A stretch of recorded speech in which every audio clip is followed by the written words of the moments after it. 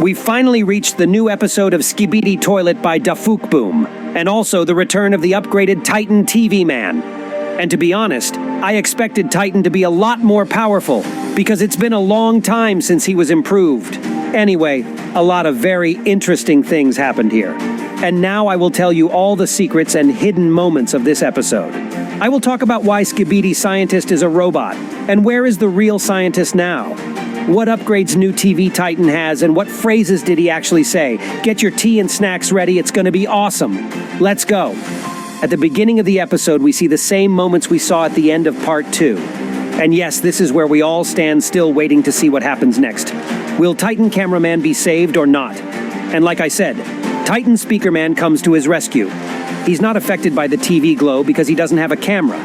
We saw something similar when Skibidi Jesus tried to blind Speakerwoman. And it's still unclear to me how the Speakermen move around if they don't have a camera or eyes.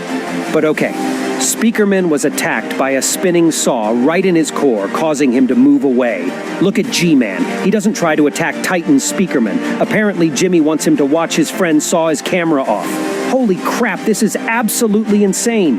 Titan Cameraman has already sawed off one of the extra black cameras, and now there's a fire burning in its place. He keeps trying to saw off the main one under the influence of the scientist's hypnosis, but his brother won't give up. The Speakerman takes a knife and cuts off the robotic saw that the cameraman took away from Skibidi Toilet. Skibidi Scientist doesn't stop and forces the Titan to continue this with his other hand. This guy is totally crazy. Check out how he looks at the Speakerman like, "Come on, look how helpless you are. Look what your friend's about to do." And I'm very proud of Titan Speaker because he doesn't give up. He picks up the knife and tries to throw it with a sound wave right at the scientist's screen. But at that moment, G-Toilet realizes that's too much and attacks him with his powerful lasers. Just look how easily they break the Speakerman's huge speaker and armored plate. It seems now he has a really serious weapon, and this could be a big problem for the Alliance in the future. By the way, remember how at the end of part 2 we noticed this cloud? We thought that it might be a cinema man or a simp cameraman, but it turned out to be just a damn cloud. It looks like smoke from some kind of explosion, but it doesn't dissipate. It hangs in the air the whole episode. The scientist changes the glow of his TV to purple, and Titan Cameraman stops trying to destroy his camera. Instead, he attacks his friend and knocks him to the ground with one left. I feel really bad for Speakerman at this point. He was badly injured, but still tried to save Cameraman with his last strength. It wouldn't be fair if the scientist forced Cameraman to hurt Speakerman, I'm not gonna lie. It's also very interesting to note that everything is happening the same way it did on the suspicious troll leak. First, the Titans do something to each other while G-Man just watches them. After that, a new and improved Titan TV Man comes in, and I'll tell you about it a little later. Apparently, camera under hypnosis. Talk suspicious troll leak. First, the Titans do something to each other while G-Man just watches them. After that, a new and improved Titan TV Man comes in, and I'll tell you about it a little later. But for now, let's talk about everything in order. At this point, I felt extremely proud of the big POV cameraman. This guy acted very brave and shot 2 rockets right at the scientist's TV. Apparently, he realized he would be destroyed after that, but he tried to save the Titans at least. It's weird that he didn't try to do this earlier when the cameraman Titan sawed off his camera under hypnosis. But okay, maybe he was scared or saw that the Speakerman was going to help him. But unfortunately, his rockets didn't do any damage to the TV. But the scientist apparently paid attention to that POV. He's like, who is that little mommy boy here? But after that, a really big boy appears and shows our cameraman how to attack TV in the right way.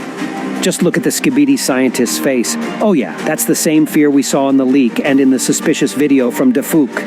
It seems the scientist has realized he's done for, but for some reason he didn't teleport away. Perhaps the power of teleportation really was in that TV or huge speaker, and now it's all broken and the ability is gone. Hypnosis no longer works on cameraman, and this poor guy just falls on his side with no strength. I really feel sorry for him. I guess he's not destroyed, but he's in a very bad state. Apparently, Dafuk has made a new intrigue for us, and now we will wait a few more months for the repair and improvement of the Titan cameraman, and maybe even the Speakerman. Just look at how epically the new Cinema Man teleports. The wind is swirling leaves around, lightning flashes inside a black cloud. Holy crap, it's really cool. G-Man turned out to be a total coward and immediately ran away like a little chicken. He probably saw this Seuss video too and just knows how it ends. Remember how Skibidi the scientist abandoned one of G-Man's clones in episode 65? Now he's in his place and the cowardly G-Man has left him here alone without a weapon. I mean, he clearly has something in his backpack or wherever he pulls his tentacles out from, but the TV is broken and the speaker is gone. The scientist realizes he's going to lose this battle but decides to fight. But I'm not proud of him at all. It's just a puppet. He's just a robot with the face of a regular Skibidi scientist. I think he was just remotely controlled from Skibidi's base or something. During his first TV appearance, TV Man says something. Let's hear it.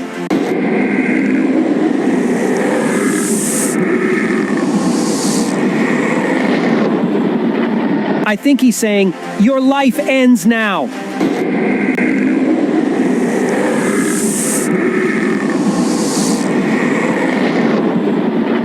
That's what G-Man might have been afraid of, especially if it was the real Jimmy. He probably realizes that Skibidi Scientist is just a robot and can be repaired or made a new one, and G-Man doesn't really want to try out the new Titan's weapons on himself. Look at the scientist's remaining guns. They're no longer lasers or even acid, but just two regular rockets. I think that's all that's left in his backpack. And oh my god, we see the coolest sword, and then we get the upgraded Titan TV Man. We've been waiting for this for so long, and here he is standing in front of us. How freaking powerful he is. The scientist's two rockets did him no damage at all. Titan chops off the scientist's mechanical claws with his purple sword, and I think it's more than just a sword. Notice how the POV camera started malfunctioning when the sword flew near it. I have a guess that it has some kind of energy inside it. It's probably something similar to his core or TV energy, but it's very powerful. The scientist didn't even try to resist the Titan, even though he still had his tentacles and claws. He just stared at him in fear. But he's a robot, and it's unlikely he was afraid. It's more likely he was a bit hypnotized. We can't tell if Titan's TVs were radiating hypnosis because the POV cameraman put on protection before that. Low on data? Don't sweat it. Get back online instantly and save up to 5% on load and mobile. Put on protection before that. But it looks like Skibidi just can't do anything. Also, Titan has the new improvements we've been waiting for. It's multiple different screens to attack the enemy from different angles. And most importantly, the defense for the screens. Yeah, look closely. I think there's another one under those screens. Now, if the TV will be much harder to break, and even if someone can break one of them, Titan will attack the enemy with the rest of them. By the way, do you know why he needs that little screen at, waist level? I think he was testing it in that Dafuk video, and apparently the screen was effective. Notice also the stylish pants with the purple glittery stripe down the side. It seems TV men have good style. Like I said, Skibidi Scientist is a robot. We saw how the other Skibidi toilets behaved during the Titan radiation attack. But this guy just started burning and sparking like an old microwave. TV Man doesn't understand why this douchebag is still alive and says, "Still alive?" He attacks the scientist with his huge sword right in the head, but it's a goddamn robot. He doesn't care. We see that there's nothing alive inside his head. There's just wires and broken electronics. And then Titan decides to show us his most important move, and I'm really glad he didn't try to attack the scientist from behind. Thanks, Boom.